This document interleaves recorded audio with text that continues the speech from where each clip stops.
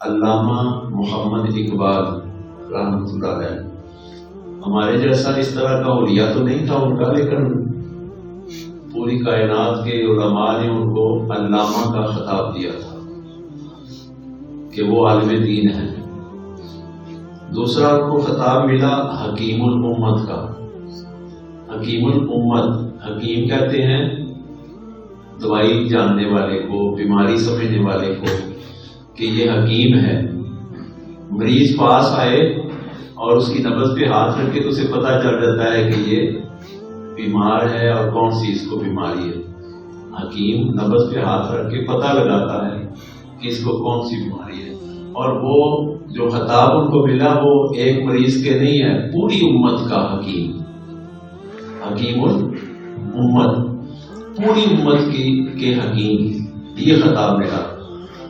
تو انہوں نے جو نبض پہ ہاتھ رکھا، پوری امت مصطفیٰ صلی اللہ علیہ وسلم کی نبض پہ ہاتھ رکھا، تو انہوں نے کہا، انہوں نے علامہ محمد اقبال رحمۃ اللہ علیہ نے کہا کہ میں نے نبض دیکھی ہے پوری امت کی، اور اس نبض میں جو مجھے بیماری نظر آئی ہے وہ لاپرواہی کی آئی ہے، اور اس کا جو میں نے نسخہ تجویز کیا ہے وہ یہ ہے کہ آپ خود بھی اور اپنے بچوں کو بھی آقا صلی اللہ علیہ وسلم کی باتیں کیا کرو اور سنایا کرو، اور پھر کبھی کبھی یا اکثر ان کو ساتھ بٹھا کے مدینے پاک کا تصور کر کے آقا دو جہاں صلی اللہ علیہ وسلم پر درود اور سلام پڑھا کرو۔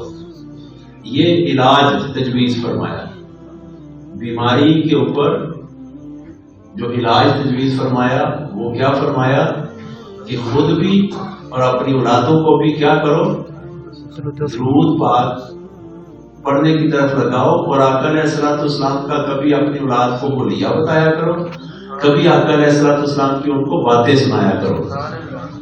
تو آقا صلی اللہ علیہ وسلم کی باتیں سنانے اور لجپال صلی اللہ علیہ وسلم پر درود بھیجنے سے بیماری ٹھیک ہو جائے گی۔ اب آگے فرمایا کہ ایک امتی ہے، ایک مریض ہے، اور اس وقت 72 بندے ہیں اسے کھینچنے والے۔ نہیں سمجھ آئے؟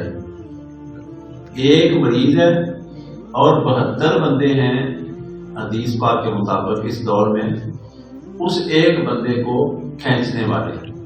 اور ایک بندہ اگر میں فرض کریں میں کھڑا ہوں بیٹھا ہوں، اور اگر یہاں 72 بندے ہیں، آپ سب ملا کے 72 نہیں ہیں، 72 بندے ایک بندے کو کھینچنے والے ہوں تو بندے کا حال کیا ہوگا؟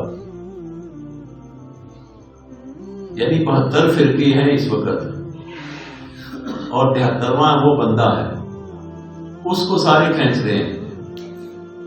حکیم الامت حضرت علامہ محمد اقبال رحمۃ اللہ علیہ نے فرمایا، اگر آپ چاہو یہ دیکھنا کہ ان 72 میں سے جنتی کون ہے، تو جو درود اور سلام شوق سے پڑھتا ہوگا، محبت سے پڑھتا ہوگا، وہ صحیح طریقے پہ ہے۔ اور پھر علامہ محمد اقبال رحمۃ اللہ علیہ فرماتے ہیں کہ جس کو تکلیف ہو اور جو سستی محسوس کرے اور جو بوجھ محسوس کرے اور آگے سے باتیں بنائیں کہ یہ درود تھا، یہ نہیں تھا، ایسے پڑھنا چاہیے، ایسے نہیں پڑھنا چاہیے، تو یہ اس کی عجز کی نشانی ہے۔ تو فرمایا کیا، 72 بندوں میں سے آپ نے سمجھنا ہو کہ کون سا صحیح ہے، تو جو خوشی کے ساتھ، محبت کے ساتھ درود و سلام پڑھتا ہو اس کو سمجھے کہ وہ صحیح ہے۔ اور حضرت زین العابدین رضی اللہ تعالیٰ عنہ نے نسخہ عطا فرمایا اگر آپ چاہتے ہیں کہ ان 72 کھینچنے والوں میں سے آپ چاہتے ہیں کہ مجھے نہیں پتا کہ 72 میں سے کون صحیح ہے، میں کس کی طرف جاؤں، اور یہ تو سارے، اب میں نے داڑھی رکھی ہوئی ہے، امامہ شریف باندھا ہوا ہے، لباس پہنا ہوا ہے، اور یہ میرا اسی طرح کا ہے، دوسرے فرقے والا کا بھی تیسرے فرقے والے کا بھی، چوتھے کا، پانچویں کا، حتیٰ کہ جو 72 کے 72 ہیں ان کا حلیہ یعنی میرا ہو سکتا ہے اتنا خوبصورت نہ ہو، کئی لوگوں کا بہت ہی زیادہ خوبصورت ہو، یعنی کوئی اس طرح کا ہوگا سب کا شریعت کے مطابق، لیکن کس کے اندر جو جنت کی کنجی ہے اسے کھلنا ہے، کس کا سینہ صحیح ہے یہ پتہ لگانا ہو یا اس طرف جانا ہو تو کیا کرو؟ حضرت زین العابدین رضی اللہ تعالیٰ عنہ نے نسخہ عطا فرمایا اگر آپ چاہتے ہیں کہ آپ اس فرقے کی طرف جائیں جو بالکل صحیح ہے، جو جنتی ہے، تو آپ آقا صلی اللہ علیہ وسلم کی بارگاہ میں تنہائی میں تصور مدینہ کر کے درود اور سلام پڑھنا شروع کر دیں، آقا صلی اللہ علیہ وسلم خود بخود آپ کو پکڑ کے اس کے ساتھ ملا دیں گے۔ یہ حضرت زین العابدین رضی اللہ تعالیٰ عنہ نے اس کا عطا فرمایا۔ اور آگے علامہ محمد اقبال رحمۃ اللہ علیہ فرماتے ہیں کہ اگر کوئی بندہ چاہے کہ میں سخت کلام ہوں اور میں بدتمیز ہوں، میرا اخلاق اچھا ہو جائے، یہ ہر بندے کو پتا ہے کہ کون کیا ہے۔ آپ فرماتے ہیں کہ اگر کوئی چاہے کہ میرا اخلاق شیریں ہو جائے، میری زبان میٹھی ہو جائے، تو وہ شہد کی مکھی سے مثال پوچھے کہ مثال کس طرح کہ وہ کڑوا وہ رس اٹھاتی ہے، درود پاک پڑھتی ہے، اس کی زبان میٹھی ہو جاتی ہے، ساتھ رس بھی میٹھا ہو جاتا ہے، تو کیا ہوتا ہے وہ پھر اپنے اس گھونسلے میں رکھتی ہے تو وہ بن کیا جاتا ہے؟ شہد۔ آپ فرماتے ہیں اگر کوئی شہد کی طرح کا بننا چاہے، زبان بنانا چاہے، تو وہ اپنی زبان کو درود کی کثرت پہ لگا دے، درود شریف پڑھا کرے تو اس کی زبان، اس کا اخلاق اچھا ہو جائے گا۔ ہاں آگے فرمایا کہ اگر کوئی چاہے کہ میں بیمار ہوں، ڈاکٹروں سے میری بیماری ٹھیک نہیں ہو رہی، تو وہ ایسا کرے رات سونے سے پہلے وہ پاک صاف ہو کے خوشبو لگا کے چند منٹ یا چند گھنٹے وہ درود شریف پڑھے۔ درود شریف پڑھنے کے بعد اللہ کی بارگاہ میں ہاتھ اٹھا کے دعا کرے کہ یا اللہ آقا صلی اللہ علیہ وآلہ وسلم کے مبارک توسل سے یا اللہ میری بیماری کو صحت میں بدل دے۔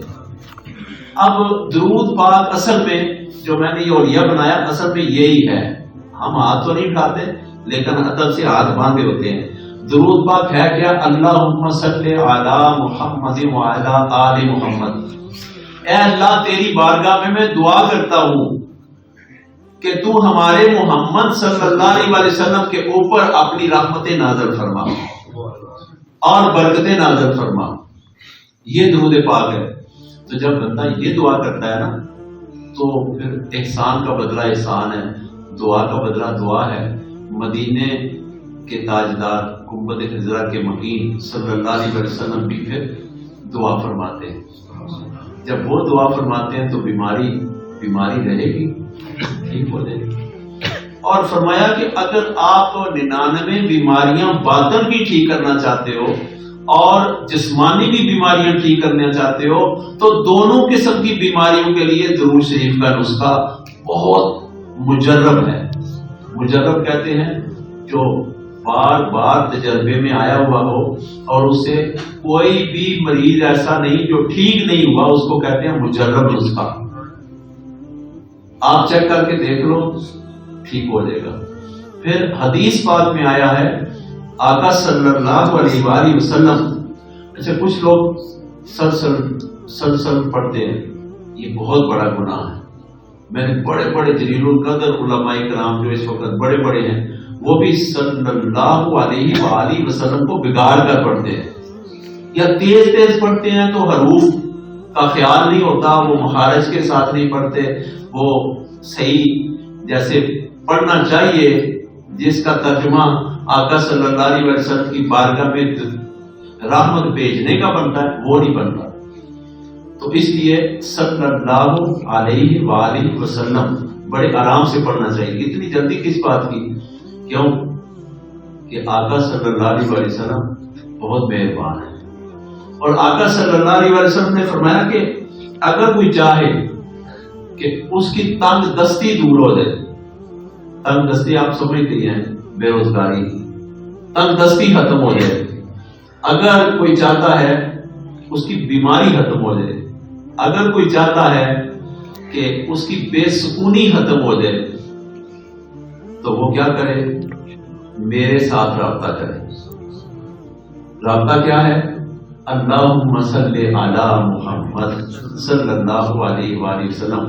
وہ مجھ پر درود بھیجے.